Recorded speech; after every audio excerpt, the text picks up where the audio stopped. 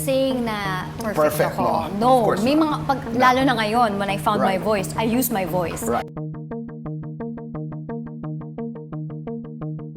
Surprise wedding ceremony ang bumungad sa netizens sa naganap na kasalan ni Lovie Poe sa long-term boyfriend na si Monty.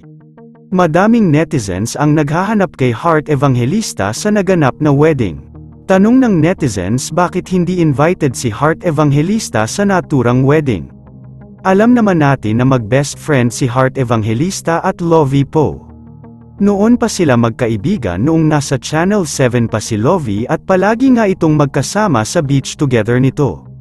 Madaming naghahanap kay Heart sa naturang wedding at bakit wala ang actress dito. Napansin din ng netizens na wala din si Tony Fowler sa naturang wedding ni Lovie. Alam naman natin na 7 months din na nagsama si Tony Fowler at Lovie Poe sa Batang Quiapo kung saan mag-best friend pa nga sila sa palabas. Ngunit in reality friends lang si Lovie at Tony.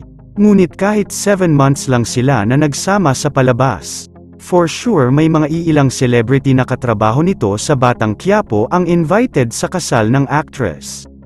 Hindi rin dumalo si Coco Martin na leading man ni Lovie sa Batang Quiapo. Piling mga artista lang talaga ang mga dumalo katulad na ni Rian Ramos at Vicky Bello at ang kapatid nito na si Senator Grace Poe. May mga ilang netizens ang naghahanap sa mga close friends ni Lovie katulad na lang ni Max Collins na wala din sa kasal ng actress. May mga nagsasabi na busy lang sa kani-kanilang buhay ang mga kaibigan noon ni Lovie kaya't hindi ito nakadalo sa kasal ng actress. Sana naman raw ay walang tampuhan si Lovie at Heart na naging sanhi ng hindi pagkakakamabutihan ng dalawa kaya't hindi na-invite si Heart sa naturang kasal. Narito naman ang iilang kaganapan sa kasal ni Lovie Poe.